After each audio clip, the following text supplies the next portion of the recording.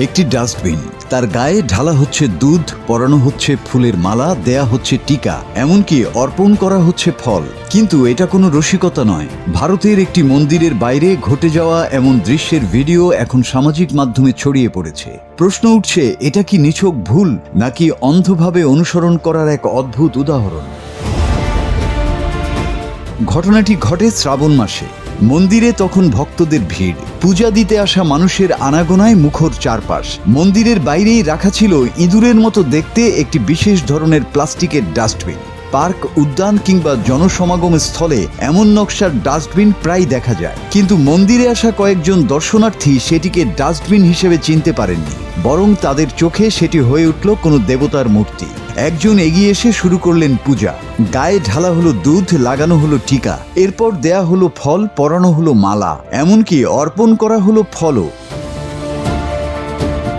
আর সবচেয়ে মজার ব্যাপার হলো, একজনকে দেখে আরেক যেন একই কাজ করতে শুরু করলেন। অর্থাৎ কেউ যাচাই করলেন না বস্তুটি আসলে কি, শুধু অন্য একজনকে করতে দেখে তারাও অনুসরণ করলেন। কিছুক্ষণের মধ্যেই একটি সাধারণ ডাস্টবিন পেয়ে গেল প্রায় পূর্ণাঙ্গ পূজার আয়োজন।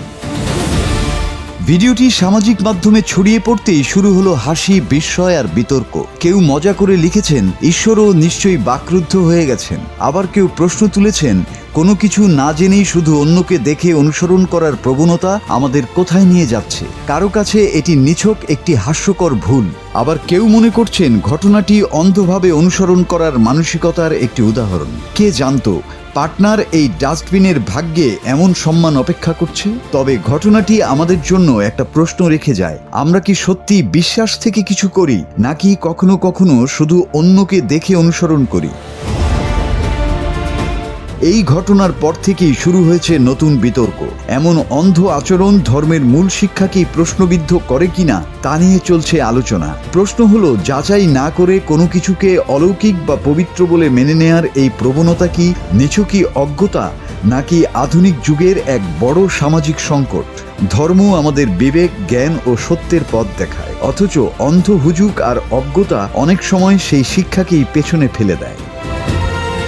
মাসুদ হাসান, বাংলা টিভি।